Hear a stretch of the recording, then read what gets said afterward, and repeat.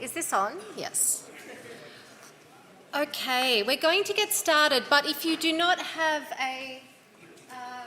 one of these, you will need one. We have one of our speakers will be speaking in French. So I think, yes, they can help you grab one. And okay, so for those, just a reminder, because we will have a speaker in French, but if you are following in English, it's number 1. If you are following in French, number 2. And if you are following in Spanish, number 3. Okay, let's get started. Good afternoon, everyone, and thank you so much for joining us for this session. My name's Michelle Higelin, and I'm the Executive Director of ActionAid Australia. We're part of a global federation working to shift power to local communities across disaster risk reduction and response, which includes supporting the leadership of women and young people in this work. In the Pacific, we're also part of the Shifting the Power Coalition, which is supporting Pacific women's leadership in climate and humanitarian action, including driving early warning and disaster risk reduction. So I'm very pleased to welcome you to this plenary focused on localisation of the Sendai Framework for disaster risk reduction, pathways to build resilience to disasters and shocks. And we have a fantastic lineup of speakers for today's session, representing civil society, national and local government, working both globally and locally. So let me start by introducing our speakers. We have Antoine Le Soleuse, the Deputy Mayor of Nancy and a member of the United Cities and Local Government Policy Council on Resilience and Regenerative Territories. Next, we have Catalina Heme, Head of Climate and Conflict at the Red Cross Red Crescent Climate Centre. We also have Lisa Vel Ramos, Head of Planning and Research at Makati City from the Philippines. And last but not least, Anna Jane from the Swedish International Development Cooperation Agency, who's the Program Manager for Disaster Risk Reduction and Resilience, working across the sort of nexus and the humanitarian focal point there. So big welcome to our speakers. We're looking forward to hearing from you. I wanted to start with a bit of audience participation. So I'm going to ask you a question. I don't have Slido, I don't have Mentimeter, I just have a show of hands. So from where you're sitting, from the perspective you're bringing, in a moment I'll ask you to put up your hand. If you think we are doing well in localising the Sendai Framework, put up your hand. So if we're doing well in localising the Sendai Framework, put up your hand. Ooh, 1, 2, well, there's a few. Would anyone like to share 30 seconds on why you think we're doing well? Put up your hand if you would like to volunteer. Anyone would like to share? Yes? Okay, just 30 seconds. Well, I think even in the Sendai midterm review, there is a lot of strategies at the local level, and well, I do represent local governments as a constituency, so I'm a bit of bias there. But those strategies are hard to implement. The resources are not being there, and there is a lot of challenges on kind of making those as inclusive and like to reach the most vulnerable communities as possible. So the strategies are there, but there's still financing issues, enabling and government and competences issues that have to be resolved. Okay, so we've got the strategies, the commitment, but still need to do some work on some resourcing and implementation. Okay, so for everyone else, please put up your hand if you think we're not doing well on localising the Sendai Framework. Put up your hand if you think we're not doing well. Okay, that's a similar amount. Do we have another volunteer who might... Yeah, please. Yeah, hi. I represent women and girls with disability from Australia. And for a lot of the communities that I work, we're a problem to be solved. We're not part of the solution. And so for us, the Sendai Framework, although it mentions us, again, that resourcing point comes back, but we're still not seen in a way that really shows our capacity to be part of solutions, even though we're agile and flexible and living this life every day in systems that aren't designed to work for us. But that's the big thing, is we're not seen as contributors. Right, so a really important point, and hopefully we will be discussing that further in this discussion around how we can do better to make sure we have the spaces to really lift the voices and leadership of those who are most at risk. So thank you. And I will say there will be an opportunity to ask questions later in the session, so if you do want to find out more from the speakers or offer other perspectives, we'd love to hear from you later in the session. For those who are just coming into the room, you will need a earpiece because one of our speakers will be speaking in French. So if you don't have one, perhaps just signal and let colleagues know, and we can make sure you get an earpiece to follow. And 1 for English, 2 for French, and 3 for Spanish. Okay, well, I guess I'd like to just start by reflecting a little bit on the Sendai midterm review findings. It's really interesting. I did a search for the word localisation and it didn't come up, which I thought was really, really interesting. However, a lot of really relevant points did. And I guess the first and the most important was the importance of the local level as the frontline space where impacts of disasters are felt first, and at which the development of coherent approaches and coherent implementation of policies is essential. The review also highlighted the need for disaster risk reduction to be culturally sensitive, appropriate, and foster a sense of ownership and empowerment of the local community. And that risk governance mechanisms need to be people-centred, gender-responsive and inclusive, and there needs to be a greater use of local knowledge. And specifically, it emphasised the importance of the inclusion of local, traditional and Indigenous knowledge about the needs and vulnerabilities of local communities and effective strategies and practices for DRR. And I think importantly, as our colleague over here has also highlighted, it highlighted the importance of the meaningful participation of women, people with disabilities and other priority groups. And that really structures and processes must be centred around their engagement and their needs in a systematic way, not just a once-off consultation, but a systematic process for bringing in the participation and leadership of those voices. And it also highlighted, and I think given that we have, representatives from local government, the importance to build adequate risk understanding at local and municipal governance, and to support and resource those structures effectively.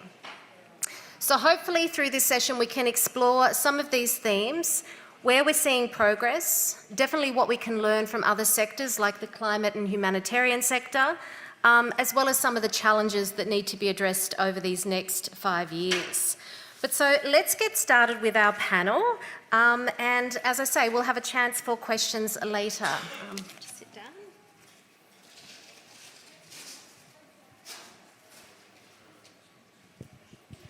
Okay, so my first question is going to go to Catalina.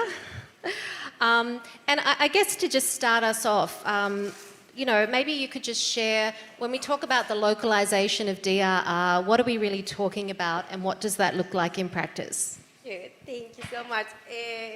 I'm so happy to be here with all of you. I think, for many of us, coming to GPDRR is just this moment to see friends again and colleagues and people that is really aligned, with what we want to do for the world. So it's just wonderful to be in this panel.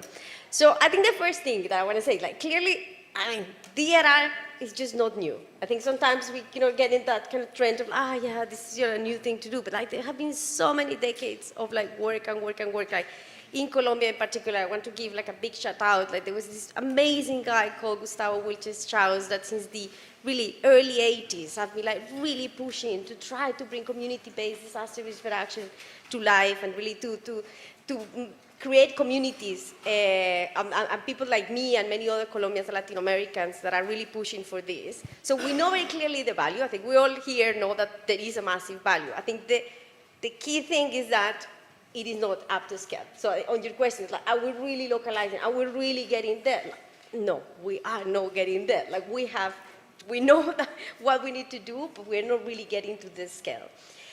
In terms of like what practices are happening, like within the Red Cross and Red Crescent movement, I mean, we have been doing DRR for many, many years. And I think one of the most fantastic things that we have, that probably many of you are very aware, are these vulnerability and capacity assessment processes. Like the most fantastic ways to really work with communities, to do risk analysis, develop plans. I think one of the issues that we're very used to have like these small projects, but not really taking them up to a scale. Like another example of very powerful work that we're doing at the moment relates to heat. Like really, because as you know, it's like heat is one of these more really critical hazards that we need to be paying more attention. And so there is a lot of work that we're trying to do to really bring heat climate action planning to the grounds, to the city level. So if you want to know anything about heat, my colleague Ramiz, who is somewhere there, he can lift his hand. Like we're really working on this topic in particular.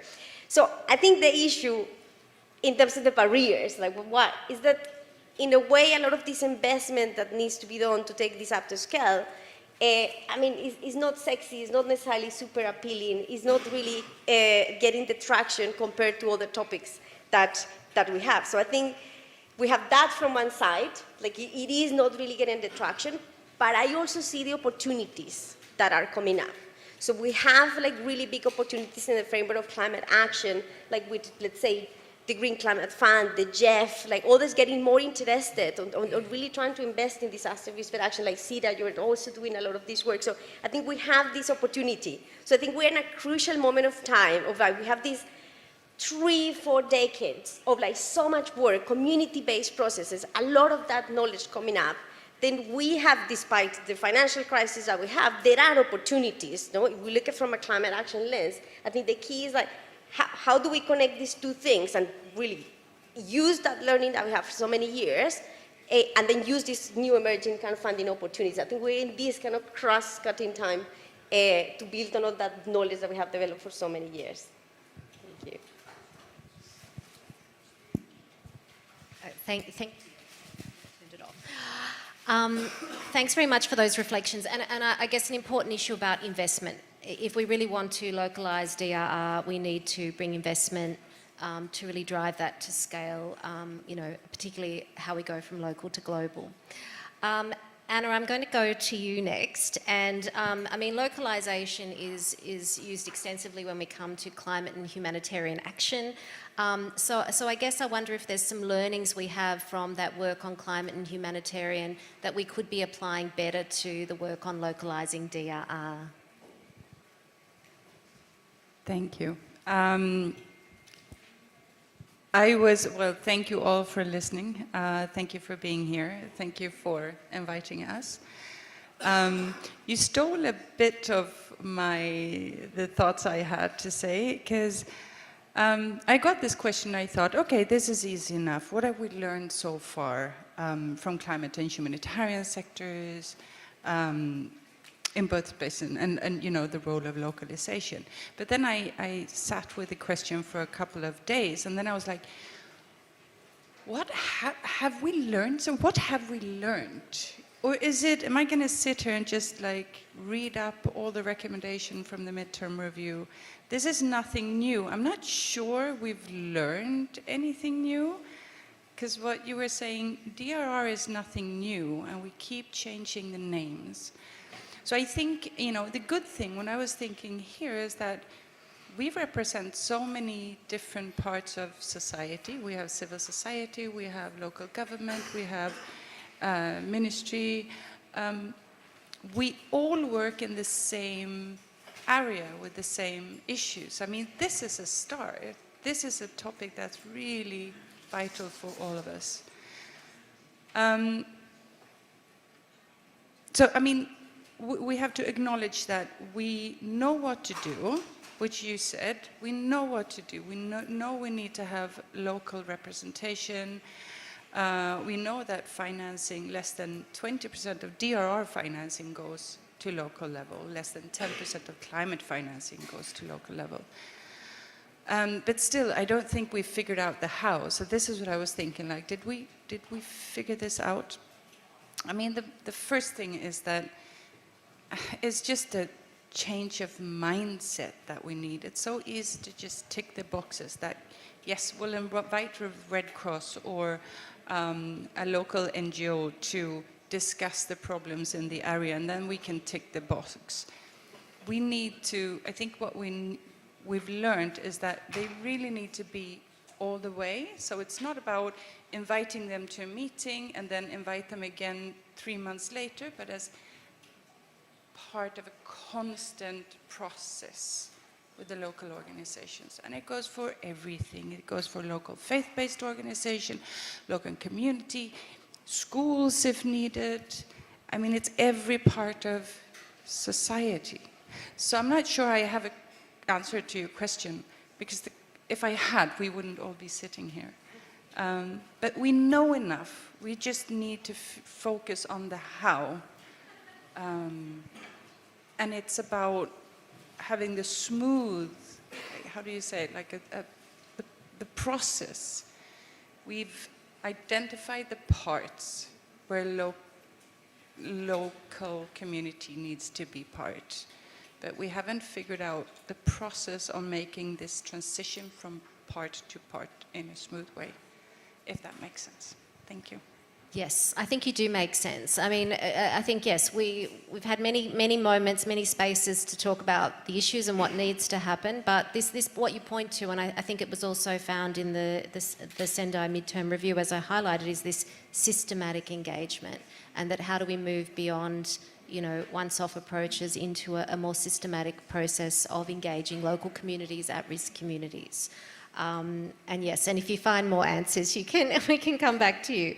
But maybe this is a good moment to bring you in, Lisa. You know, and particularly to share very practically how are you planning to sort of, you know, how are you localizing DRR actions in the Philippines, particularly in Makati City, and I guess the criteria you're using to guide that work. Okay, so let me come from the point of view of a local government and incorporating this resilience work from the international to national down to the local level in terms of the planning process. And maybe this could be the answer to the how, based on Makati's experience, but as we all know, there's no one size fits all. So let me just answer this along 4 points with a little bit of technical details. I hope I won't bore you with the technical details, but let me give you the first one, and it's about aligning your plans with the international and national agenda. And in Makati, our disaster risk reduction and management plan, or we fondly call it as DREAM Plan, we align it with the SFDRR and the national plan. So the 4 goals of our local DRRM plan is exactly the same 4 targets out of the 7 of the Sendai Framework. Now, the remaining 3 plus the outputs in the national plan, the target outputs in the national plan, are scattered across the different strategies incorporated in our local DRRM plan. With that, what we're saying is that when we implement our local DREAM plan, we are not only contributing to the resilience agenda of the city, but we are also contributing to the resilience agenda of the national government, and at the same time contribute to the global agenda, which are SDGs, Paris Agreement, and SFDRR. So our alignment does not only cover the substantive part, even the timeline of the implementation of the local DREAM plan is actually anchored on the timeline of the international agenda. So we have a DREAM plan for 2019 up to 2030. So I think that's the basic way, at least in the context of planning, on how we can really align this agenda. Second point, localization of international tools and integrating this in the resilience planning system. So for a decade and a half, Makati has been, you know, an active follower and user of the UNDRR's campaign on making cities resilient. It was just MCR before, and now it's called MCR 2030. And they have been promoting different resilience scorecard tools. And since 2010, when it was adapted, when the 10 essentials for making cities resilient was adopted, we have been using those tools annually to assess the progress of the city in terms of our resilience building. So the 10 essentials, if you're not familiar with it, it talks about the 10 sectors where you need to really invest in disaster resilience. And those 10 essentials were actually the 10 outcomes of our dream plan. So, I mean, you know, you can really see how it was really being broken down into pieces, as you said. And we're trying to really assess our gaps and accomplishments using these tools. Now, those gaps that were identified using the tools, along with the sectoral disaster scenarios that the members of our city departments and offices, with representation from the civil society organization and the private sector, because we have this institutional arrangement we call as the DRRM Council, they were the ones who were able to visualize the future of Makati if we will not act now. So using those information, we were able to come up with the strategies and the actual priority programs, no, for our disaster reduction and management plan until 2030. So basically, these priority programs were actually the ones that we use for our annual investment programming. So I will talk about this a little bit more in a little while, but let me go first to my third point, which is about developing results-based monitoring and evaluation system, still anchored on indicators from international and national tools. So crafting our M&D system for dream plan implementation goes beyond what the national government has prescribed us to develop, actually. From their program-based M&E, we have adopted a results-based M&E, which is anchored on the outcomes of our dream plan. And actually, the indicators of the disaster resilience scorecard from the MCR 2030 tools were actually incorporated as well in the indicator system of our M&E, plus the national resilience assessment tools. So we have a lot in the Philippines. We have Gawad Kalasag, which is a national resilience assessment of our Office of Civil Defense, which is equivalent to your National Disaster Management Authority. We have from the Department of Interior and Local Government, which is the Seal of Good Local Governance, and even from the Department of Trade and Industry, talking about resilience pillar under the Cities and Municipalities Competitiveness Index. So we have a lot of indicator system in the Philippines, and the national government has been assessing local governments along these assessment tools, and incorporate and just come up with a compendium indicators that will fit in our plan. So my fourth point is actually on investment programming, because plan is just a plan without an investment program that will go along with it. It's just going to be shelved. So in terms of investment programming,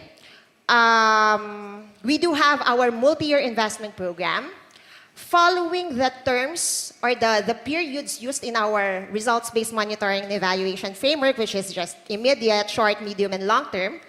And then that's what we're using for our evaluation.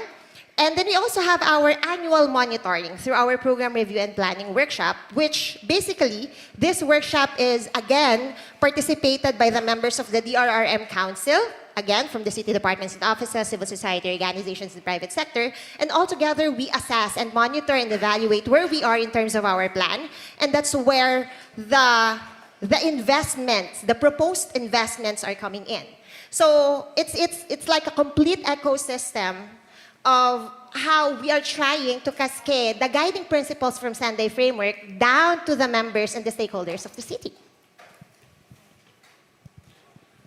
Fantastic. I think, yeah, I think let's give her a round of applause, because I think as we highlighted, you know, we all know what needs to happen, but how you actually do it. And I mean, I think everything you're speaking to points to accountability.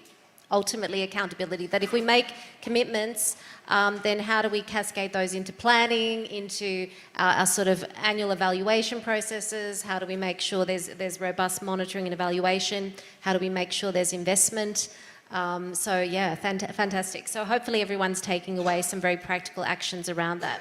I now have another piece of audience participation. Hands up if you speak French. Okay, so anyone who doesn't speak French, we need to put these on.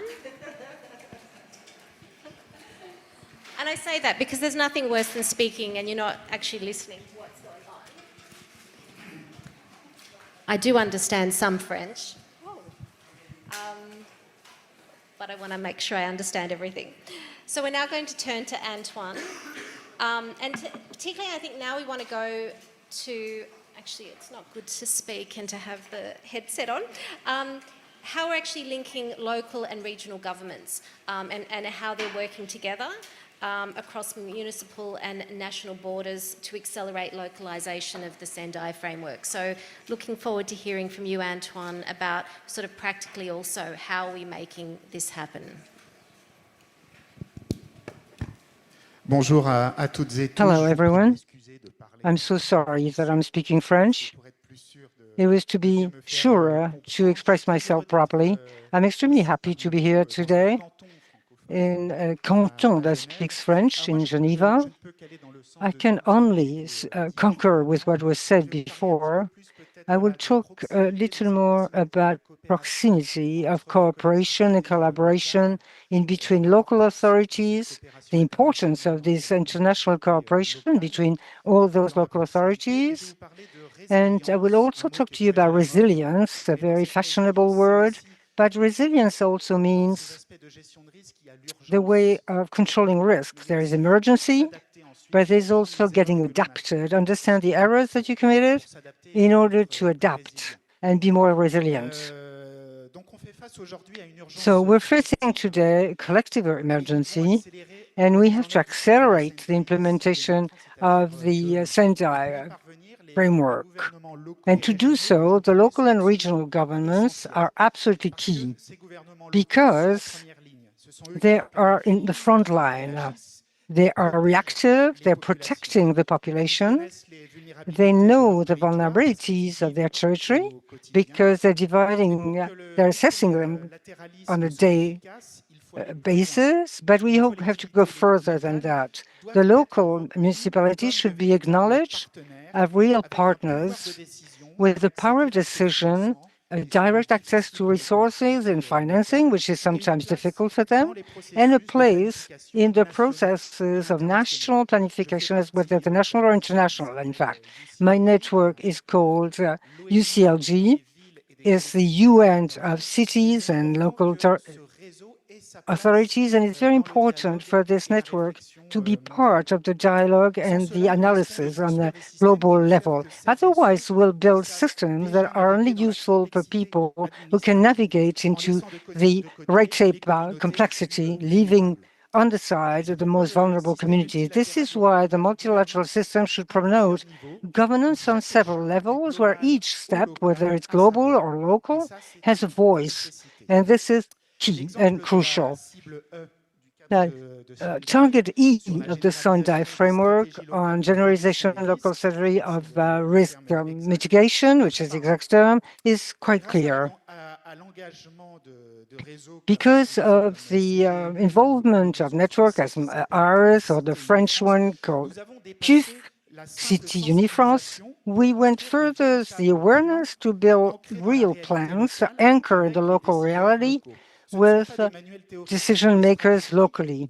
There are strategies that are concrete and adapted to the need of the ground because locally we know what we need. And this work is supported by a fundamental change. It's going from risk management to the construction of this particular resilience. This is a commitment that we made through our Sendai's declaration of local and international governments. This requires pragmatic actions, learning between peers, modules of training to resilience, co-built actually with UNDFS or UN Habitat, practical tools to integrate resilience in the local governance. Another pillar that is very important and dear to my heart is transborder collaboration. Cities and regions that share their experience to face common threats that we only know locally. Climate change, pandemics, moving of population, collaboration in twins in between cities, all this contributes to reinforce solidarity and have local treasuries. And I insist that participative policies can only succeed if the local governments are the leaders. If they're not structurally involved, then we cannot have a sustainable public service. Yes. Thanks, Antoine. And I think, there you're really pointing to also leadership. These things can only happen if we really step up, work together, are committed to sort of learning, sharing tools, working together. So I think, leadership and collaboration seem to be important themes coming from your reflection. So thank you. And also another wonderful example of hearing very practically about how localisation is taking place. So now I'm going to come back to you, Catalina. And, we often talk about how important it is to shift power to at-risk communities, to disaster-affected communities, crisis-affected communities across the range of hazards. From the work that you do you see this happening at community level? And, have you really seen sort of this kind of localisation taking place in its truest form? So I think we need to look at this from different perspectives, because in some places, yes, in other places, no. I think the case of Macat is amazing. Like, your examples are brilliant, and your examples are as well brilliant, but definitely there is a gap. Like, this is not happening everywhere. And I think we still have that issue of small interventions of DRR here and there, little project, but not really taking up to scale. In my country, that's the case. Like, I'm from Colombia. Colombia has advanced already also quite a lot on DRR, but if we look certain particular places in Colombia, particularly those where people affected by conflict, displacement, hazards, were very difficult to reach, there is just not much happening. Like, for me, that has become a very important topic. Like, how do we bring disaster risk reduction, adaptation for people affected by conflict? Because that's where we see a very big gap. I was part of the latest IPCC report, the AR6, and one of the topics that we were looking at was basically the gap of adaptation in conflict-affected contexts, because there was just no research, no understanding. And I think one of the things that really came about from that report is that there is no enough adaptation / disaster risk reduction in conflict settings, because it is too complex, because there is a big risk aversion from donors, security is just extremely, extremely complicated. And if we look at a subset of the population affected by conflict, those ones that live in territories that are not controlled by the government, but that are controlled by non-state armed groups, even worse. Like, those are areas where there is just a complex governance, if we can call it like that, where the government is not necessarily present, but then other armed groups or non-state armed groups are present. Those territories are in a very extreme situation. Like, there is not really much disaster risk reduction reaching those areas. And we're talking about, more or less, according to the ICRC, 210 million people living in these areas. So I think that really is a big call of attention of, these are populations that are extremely at risk because the vulnerabilities are super high. And on the top, they have all these complexities of the conflict. So how can we really change the system? So something really interesting that happened over the last, something really interesting that has happened over the last few years, which I'm just very happy about, is that going back again to my point at the beginning, there's just so much knowledge that we have on how to do community-based disaster risk reduction, how to really bring tools, community processes. So within the movement, with the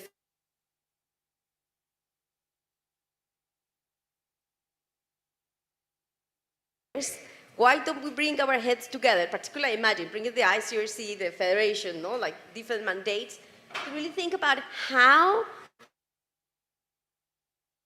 in fragile, conflict and violence affected settings. So we just put our brains together and developed this brilliant handbook that is really kind of showing examples of contexts where there is insecurity, where there are armed groups, where it's difficult, but that there are examples that is actually happening. So now we have that element. We have the knowledge, we have an understanding of like what could happen with extreme complexities, but the issue is that then we need basically the finance, the political will, the support from the governments to make it happen. So I think we are at a very interesting of time, at least in these very complex humanitarian settings, of like a recognition that we need more disaster risk reduction in these settings. That is not easy, but that we have the knowledge and the formula. So now we just need is the political will, we need the investment, we need the support, we need the change of like risk appetite from the governments to be able to do it. So I think we're in a very interesting moment of time, but I think just to go back to the question of like, definitely no, we are not doing enough, particularly for these people living in that intersection of like conflict, displacement, disasters, but we do have the solutions and we could actually change that if we kind of change the mentality to do it. Thanks, Catalina. And so, yes, a really important gap to highlight, and, you know, a need for us to focus on fragile and conflict states and how we really adapt, you know, DRR tools, models, practices into those contexts. But once again, the importance of political will, leadership to drive that agenda forward, as well as resourcing. Okay, Anna. I mean, I guess to stay on sort of barriers, challenges, I'd like to explore with you around some of the structural barriers from where you sit that you think we need to overcome so that we can really accelerate the Sendai framework and ensure localisation is really integral to that process. Thank you. I wish I was as, you know, concrete and to the point as my colleagues here on my left. I was called yesterday one of the philosophical donors. I just want to, there's a lot of structural barriers that we need to address. I just think, I didn't plan this, but just on the working in conflict areas is something that SIDA is encouraging all our partners to think of and give us advice on what we can do. We believe that in order, like no country has come out of poverty or come out of crisis. But, you know, local financing, we're all for that, and we want that to happen. But it's not just about putting money at the local level, but it's how to use it, where to invest it, how to create the enabling ecosystem that is needed for the local community to build on disaster risk reduction themselves, together with the local government, etc. I just want to say I agree we need to be more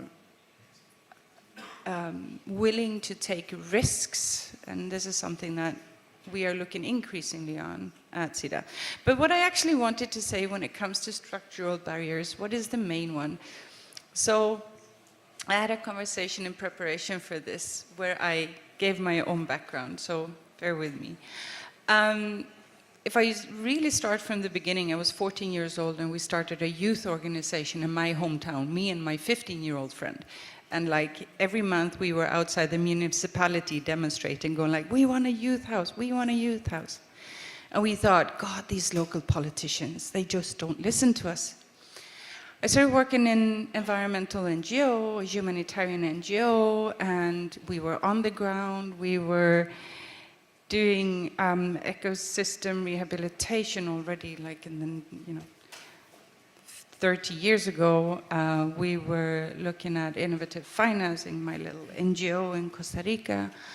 I worked in humanitarian implementing agency for a UN organization, and I said, oh, these UN people, they just don't understand what it's like to work on the ground. They don't understand the reality. We know what we need to change. We need funding. We need the ecosystem for it. Then a few years later, as a proud employee of UNICEF and OCHA and UN, I was like, sitting in the same thing. We had plans, we worked with our implementing partners, and everything was going great. But these donors, God, they had so many requirements. It's like, I don't have time for reporting. I have to work.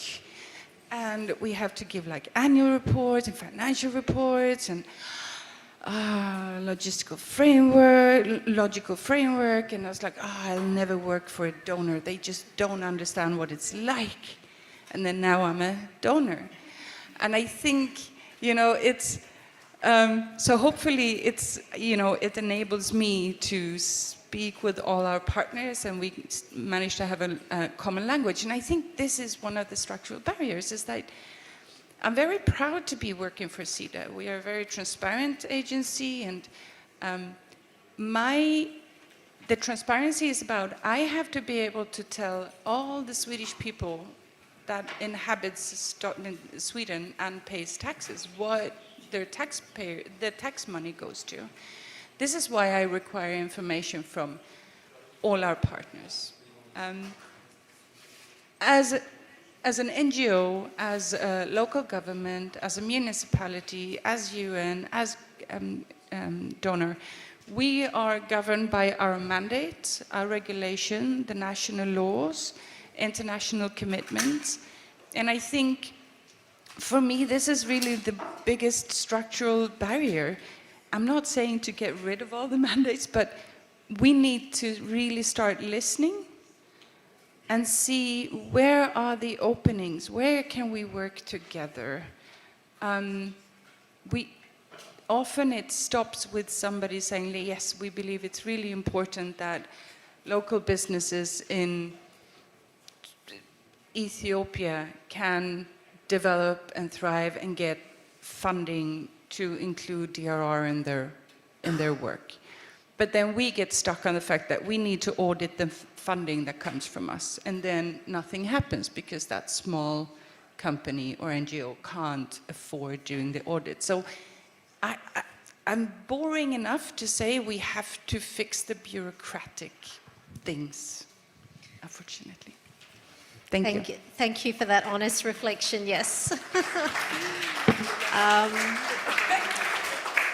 So yes, let's not get bogged down in bureaucracy, but the importance of like how do we really strengthen that partnership between donors and local communities and what's needed on the ground, and that ability to understand what actually the local reality is, while also trying to respond to the transparency that's needed in those countries. So I guess you also did, Anna mentioned finance and the importance of sort of innovative finance. So I'd like to sort of, I guess, go to you now, Liza, and particularly about how you're factoring in budget allocations for localisation, as a government institution, some of the challenges you faced, and how you see we can overcome that. Sure, budget. No, but in the Philippines, we're very fortunate because our national law on disaster reduction and management actually provides us the legal mandate to set aside funds for DRR. So all local governments in the Philippines have at least 5% of their local revenue must be allocated for disaster risk reduction. And for Makati, that's being the richest city in the country and not dependent on national allocations, we have actually been allocating $15 million yearly for disaster risk reduction. And I am not even factoring in here other funds coming from the different departments of the city government also contributing to the resilience interventions of the city, like our engineering department, our environmental services department. So we do have our own allocations. So 70% of that 5% by law is required to be allocated for pre-disaster interventions, and 30% is allocated for quick response and recovery. So you see, our legal mandate, our legal framework has actually provided us to, to strengthen our financial capacity. But of course, it still varies within the country because some cities do not have, very good revenue collections. So usually the activities that we set for executing our localization efforts are being funded by the 70% of the 5%. For projects requiring large budget, we usually do yearly phasing. So earlier I mentioned about our monitoring and evaluation framework having a multi-year, like term-based monitoring and evaluation with an equivalent multi-year investment program. And then with that, we are using those to justify to the mayor the budget that we need to allocate yearly. So basically, even with those funds, one primary challenge for Makati is actually on innovative solutions. Because we know that there are a lot of emerging technologies and emerging solutions to really build the city's resilience against disasters. But then again, because of the stringent national rules and regulations in accounting, auditing, procurement, etc., sometimes you are bounded by these regulations. You are restricted by these regulations. So one thing that we do is to be innovative as well in terms of our approach. And then I think this is also what other cities can actually get from my answer to this question. And it's all about looking for other financing arrangements. Like in our case, even with such funds, we still use public-private partnership, PPPs. We're not so much on loans, or our mayor's allergic to loans. We try to look for grants. And I think there are many avenues out there that can open the eyes and minds of local governments in terms of innovative and alternative financing. We just need to open our eyes, and we just need to expose ourselves. No, so for instance, UNDRR has this MCR 2030 campaign. So there are a lot of networks and partners and cities under the MCR 2030 network. And when you really leverage on this MCR 2030 platform, you can actually talk to different cities, not wait for global platforms, not wait for regional ministerial conferences, and really discuss and collaborate. That's partly one of the reasons why Makati has been very proactive in exposing ourselves internationally in terms of their best practices, in terms of even their challenges and failure stories, because that's where we get our motivation and drive to really look for funding. So for instance, our friend here is talking about how to develop bankable projects. Because, correct, we know our gaps, but making our projects bankable for funding agencies to fund our projects is another story. And it's all about understanding our risks. Usually they look for communities, impacts to community, to sustainability, and all of this parlance in the international community. But the thing is, at the end of the day, we local governments know our exact needs. It's just a matter of getting technical assistance or help, maybe. And I guess there are many platforms. UCLG, for one, is providing one. We also have in the Asia-Pacific region, Association of Metropolises, CityNet, and Promise. MCR 2030 network can really help you because we've done a lot of technical trainings on developing bankable projects, matching with different funding institutions. And that will really help us local governments to look for other solutions aside from our local budget. Thank you. Wonderful, thank you. There's definitely a lot we can be learning from the Philippines, I think. Yes. And having targeted budget allocations, I think, is a critical one, but it's not stopping there and getting creative on how we can find other forms of finance. In a moment, we're going to be coming to questions and reflections from the floor. So if you want to start thinking about potential questions you might like to ask of our speakers or things that you would like to share. But I'd like to invite a last comment from Antoine. In the work of Cité Unie France and the United Cities and Local Governments, the work that you're leading through the International Solidarity Fund, we're interested to hear about some of the challenges you've confronted around transferring knowledge and capacity to drive localisation, but also some of the opportunities you see to build stronger partnerships. Je vais redire un petit peu aussi. Well, I'm going to repeat a little bit what was said. We have the same structural barriers and regulation, legislation, financial barriers also. And I will talk about two solidarity funds that I chaired, UniFrance and CGLU, one for Lebanon, and actually I'll congrats Saïda for his election, and in Turkey also, after the earthquake of 23, because they're the typical signature of this Sendai framework that we should follow. These are a call for funds that is made to the collectivities, the municipalities throughout taxes. When we're talking about French fund on the French taxes, and it's the sum of these funds that allow to have a budget that is more or less important. For the Lebanon fund, after the explosion of the harbor of Beirut, we had collected 1 million euros, which is quite important for local collectivities to succeed to gather 1 million euros. And a similar budget for Turkey after the earthquake. Now, what was interesting in Turkey is that, as I said, the municipal collectivities do know the local problems, but are not trying to answer to emergency.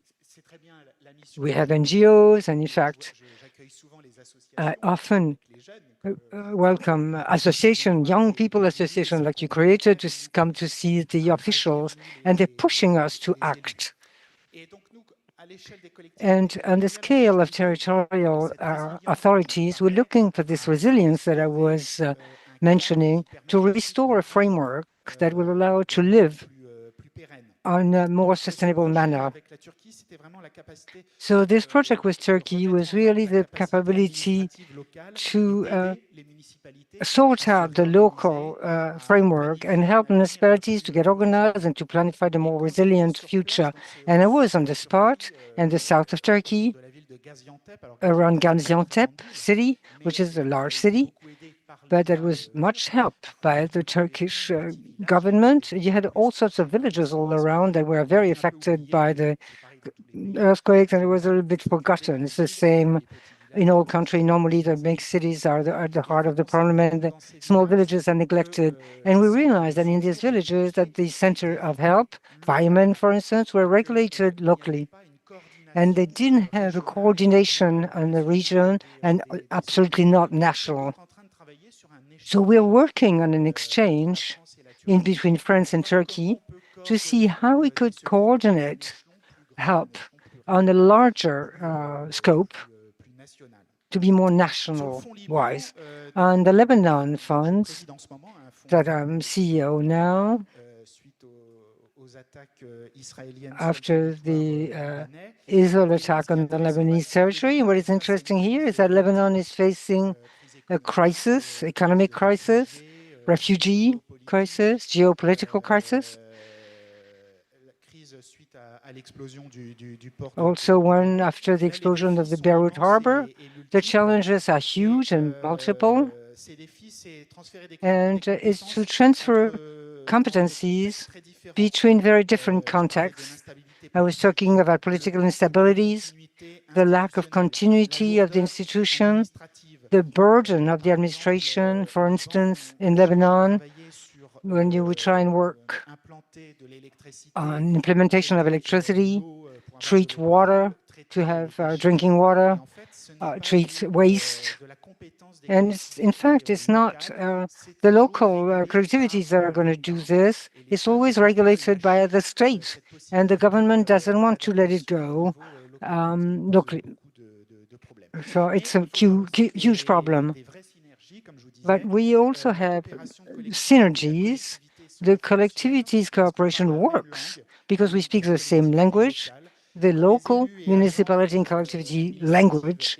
When the officials and agents of the administration are exchanging, we find solution, we trusting each other, we get adapted, we go around the regulation, and we reach results that are sustainable. So the solidarity funds are not created punctual interventions, but are building partnerships on a long-term basis, particularly when the donors and international partners are recognizing the legitimacy of local authority, when the financing are flexible and decision decentralized, that's very important, then the resilience becomes real.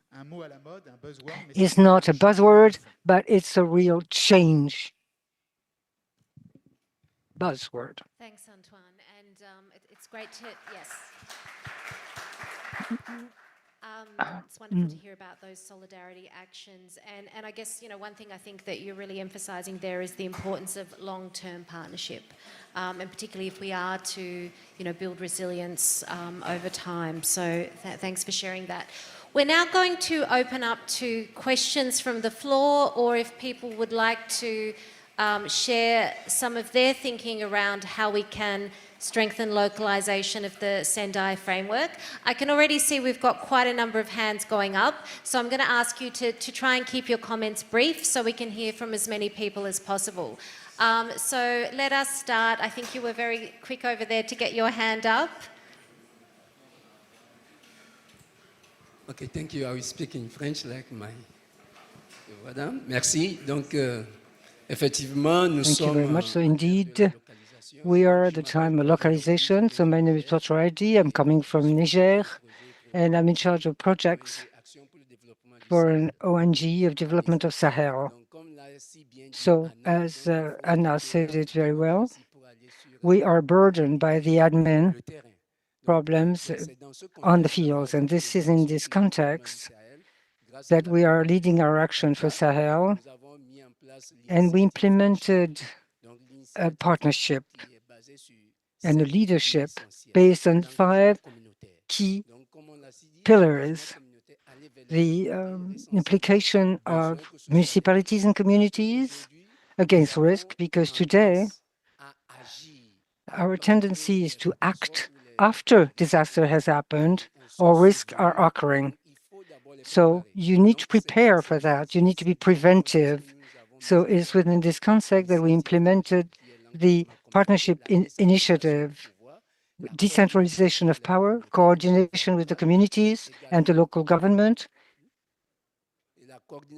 and coordination with local communities, the implementation of commune coordination communities with the local population that are decision-making, and what we should do before, during and after the catastrophe, before we have financing with the money that we have, before turning from further resources. And we're talking about localization.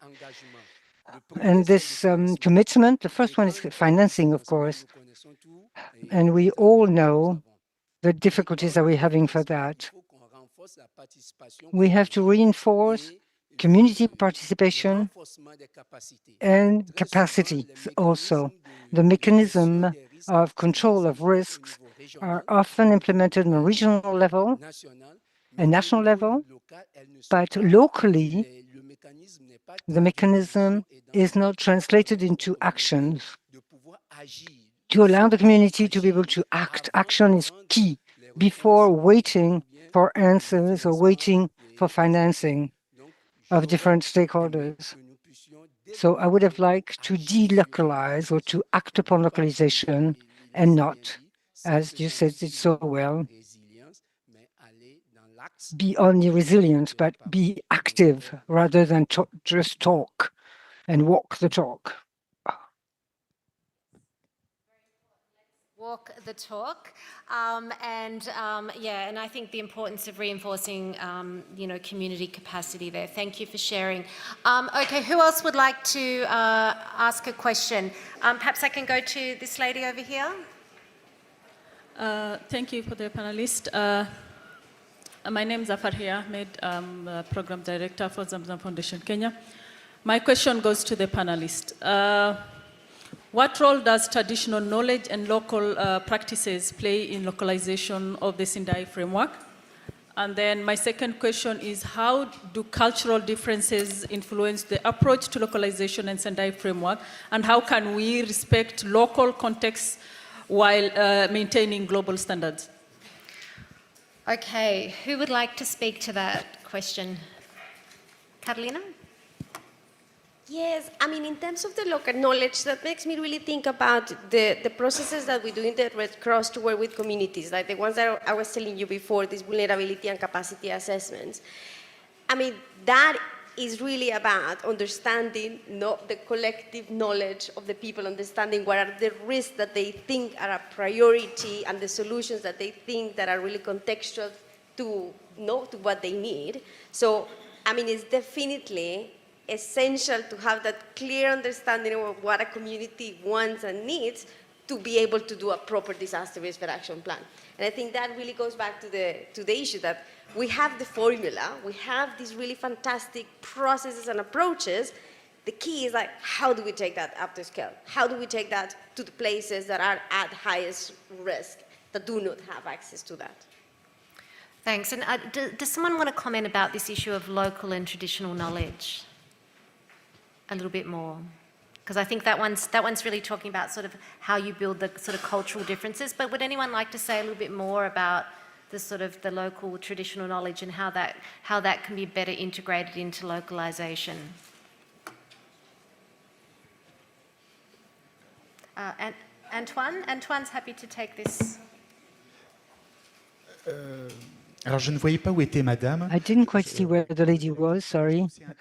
I think it's quite interesting because the wealth of our missions, don't talk about job, I don't want to talk about the real mission. When we talk about international cooperation, it's precisely to compare our systems, our legal systems, and while you compare this, I said earlier you should adapt yourself because you cannot go around the law. You have to adapt to the law. But it allows in exchanges of cultures to still feed each other of our different cultures and different jurisdictions to find solutions. And it's sometimes staying within the frame of your own legislation that you don't find solutions. It's when you go and see your neighbor that is sometimes a little far away, that you find solutions that you can import for yourself in your own country. And this is why I think there's a great interest to work on a collegial manner.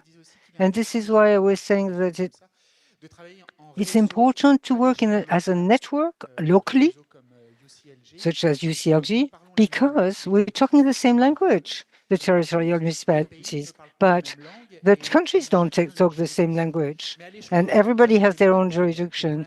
But locally, we have the same problems of energy, problem of waste management, water, vegetalization, impact, and climate change. We all have the same language. And this is on this level that we can find solutions to see how we can adapt each other in front of our own local regulation. And perhaps I could also just bring in a little bit of ActionAid's experience as well on this sort of area of local and traditional knowledge. Some of the work we're doing in early warning in Vanuatu, for example, where women are identifying some of the traditional practices, even cropping techniques that can support getting information to communities about what they can do when a cyclone hits. And from our perspective, I think it's about having those spaces where we can learn from local knowledge, connect it with some of the science, and then find ways to amplify some of that knowledge as well more broadly. But anyway, I think it's a good question. Other questions or comments from the audience? I think we've got time for about another 4 minutes. Yeah, there was someone up the back, though. I just want to make sure I didn't miss you. No? Oh, okay, yes, please. Maybe next. Yes, thank you so much. My name's Den Semakula. I work with a Swedish organization called LM International. And it's more of a comment, and I just wanted to highlight here is that when we talk localization, sometimes even in the community, they do not understand this. But when we talk localization, in the communities, they are simply looking out to their leaders in the communities, like the chiefs, like the pastors, the imams, the sheikhs, all the religious leaders. But one thing that I've seen, and I've worked in very hard context areas like Sudan, one thing that I've seen that so many often what this category that we can categorize as moral duty bearers, that we tend to neglect them outside. We put them outside of the formal system. But when a crisis happens, these are usually the members that always the community run to. Today, Sudan is experiencing the worst humanitarian crisis, but guess who is talking to all the conflicting parties to the crisis? These are the religious leaders, these are the community leaders, and to the organizations that are working in a context like Sudan, they know that in some communities, our access, OCHA, the UN, OCHA is not negotiating our access for us to go in. We are actually working with localized access for us to go in and deliver the much needed aid to the communities. So if there is a way for us to bring this one into the formal structures, I think it will take, we shall go a long way as responders. So I just wanted to highlight that. Thank you. Thank you very much. And yes, a very important point about how do we bring religious leaders into our sort of formal structures as part of effectively localising disaster risk reduction. Can we bring the microphone down here, please? Just to this lady here. Thank you so much. My name is Maxensia Nachibuk. I come from Uganda. I'm a grassroots woman and a member of Wairu Commission. I'm happy to listen to the conversations in this room. Among the challenges that were mentioned here, we, the grassroots women, are facing in the communities. Finances, lack of finances, the regulations, but as well as the social and cultural norms. And when you come to such spaces, listening to these conversations are very important. I would wish to see a grassroots woman seated on that panel, because we may have witnessed that some of the things that we talked about here, it was an excellent audience, but some of the things we are above there, up there, and talking about this grassroots woman at the community level whose voice is missing here in terms of giving best practices, how basically they do it in their communities, which challenges they do meet. So my concern is basically, can we map up those international organizations like Wairu Commission that do basket funding that reach the last person? Because I hear a lot of stories from the panelists here, and I'm just imagining I myself from Uganda, representing so many grassroots women in Africa. When shall we have this space to listen to these conversations? We may not have to be here, all of us, but how can we be targeted to bring out our best practices to such conversations that are taking place in this conference, so that we can showcase what exactly we have done to organize and mobilize to address the social and cultural norms, the barriers of legislature, and so many other things.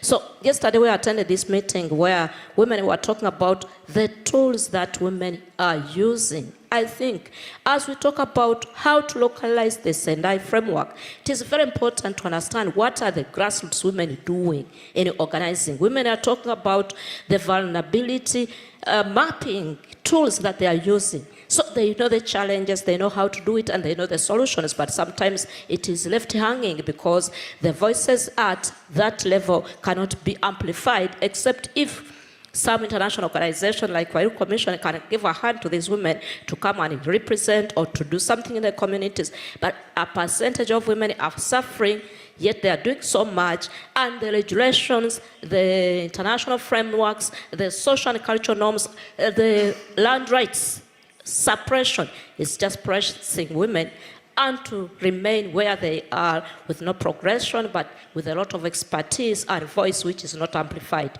So my ask here is amplifying those voices of grassroots women who are doing a lot of work in organizing and mobilizing towards DRR. Thank you. Thank you. Thank you very much. Yes.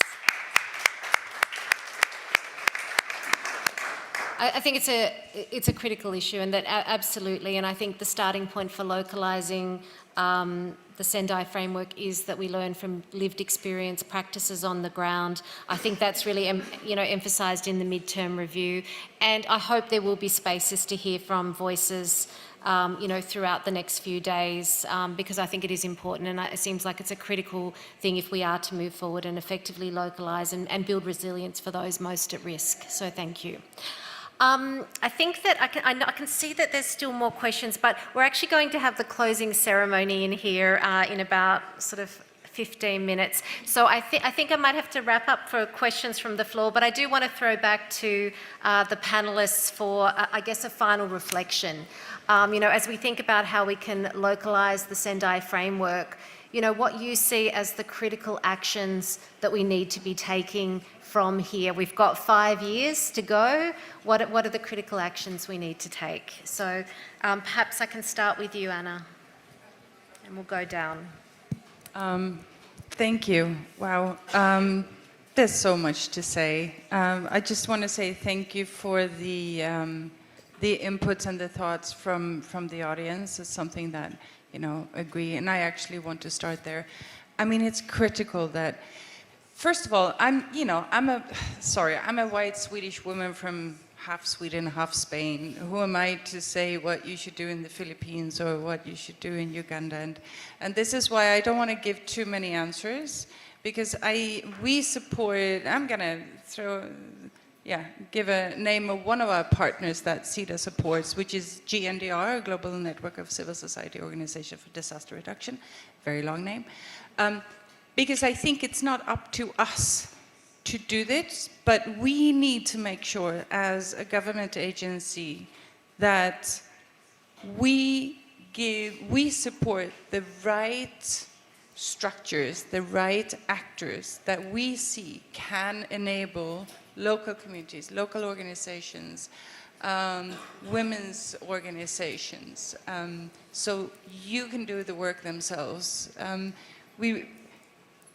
And then, well, that's the one thing. And then that we support the ecosystem to enable communities. And as a person said here, you go to a village anywhere. I mean, even if you go to my village where I was born in Sweden, if I go talking about localization, they will go like, what are you talking about? It's about a community and how it functions and what's the well-being. And I have so much more to say. I know you asked for one thing, but it was also in response to something else, that local knowledge, we're all for it, but I can tell you, in my local community where I was born, we have a nature reserve there. Everybody was farmers except for my family. I still don't know everything there, so again, it's about not like putting everything in a box. It's a community. Wherever you go in the world, it's a community. They need schooling, education, they need healthcare, they need to be part of a plan for the village, for the community, they need to be part of everything. Research should be done together with the community. So again, I'm done. Enabling system, not directing others what to do, but to give them the tools and the platform to develop themselves in accordance to their social, cultural norms and environmental and climate challenges. Thank you. Thank you. Liza? Yeah, 3 points for me. The first one is based on the context of what I was sharing a while ago, and the two remaining points are just basically responses as well, no, to the questions on the floor.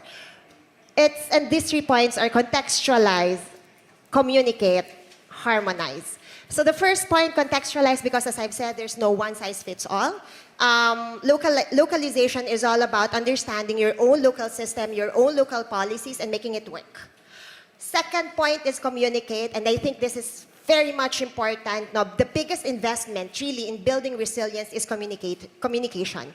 Communicating the risk and trying to somehow address and respond to the risk perceptions of our community, not in the technical way, but in the way that they would understand. And I would like to really point out the roles of the different stakeholders who are really the ones that are being heard in your community, and make them champions in building resilience. Make them your communicator.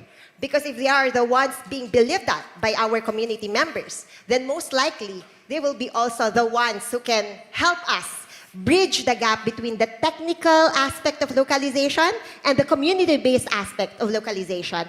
And lastly, harmonize. Because this is, I think, the best way to really make sense of all these international guiding principles and agenda, and to really, make it be felt by the community members, is to harmonize their practices, their way of life, their way of living, with how we wanted resilience building be done in our community. Thank you. Thanks, Liza. It's difficult to keep up with your energy, Liza. You're amazing. So, I mean, if I want to plant a seed in all of you, it's really to look at that subset, within kind of like the planet people's vulnerabilities, is those that are affected by conflict and violence. So I think we talk about localization. In many of those places in the world where there is war, where there is displacement, we have a massive gap.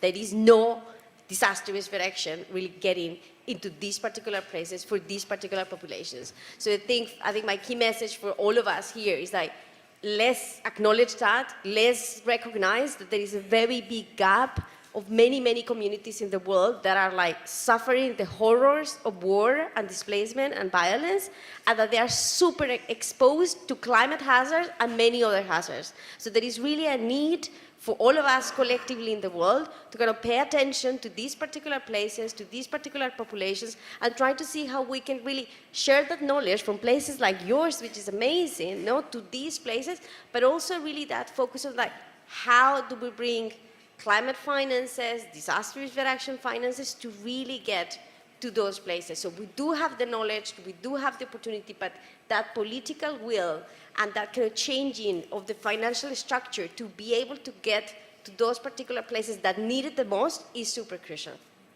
Thank you. Antoine.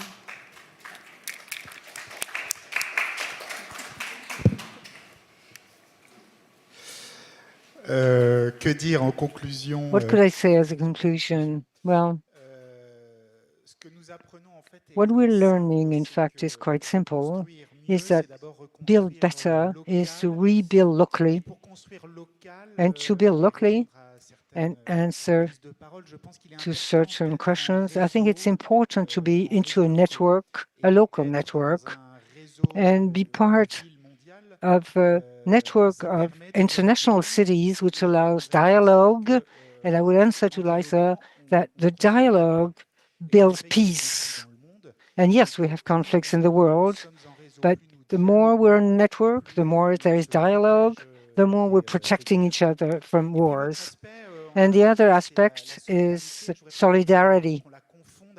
I don't want it to be confused with charity. In France, we have another term. It's called fraternity, liberty, fraternity, equality. And in this solidarity, in this fraternity, is that we have a cooperation from peer to peer, equal to equal. And it's into this cooperation that we can really localize the framework of Sendai and answer to the crisis of the world and build peace in between the various states. Merci. Okay, we are at the end of the session. First of all, please let me thank these incredible speakers for their insights on how we can localize the Sendai Framework.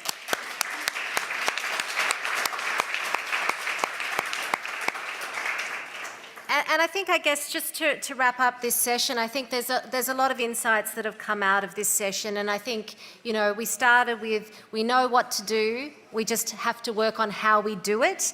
And I think there was a lot of very practical actions highlighted about what we can do to localise the Sendai Framework, the importance of planning, resourcing, monitoring, you know, setting clear budget targets.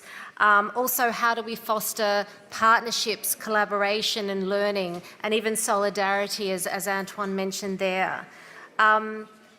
We also talked about how donors can create the enabling system. They don't have to do the work, but they have to help open up the space to really drive localisation. From the floor, we heard about the importance of elevating local knowledge, lived experience, community leaders, religious leaders, and the importance of that. I do want to highlight, I think, this critical priority that's been put through this session is how do we strengthen DRR within conflict-affected, fragile states, and that has to be a priority as we move forward collectively to try and look at this. And I think ultimately, I think what all of our speakers have pointed to is just, if we are to drive this agenda forward, the importance of leadership, political will and accountability. So thank you for joining us, and thank you, speakers, once again.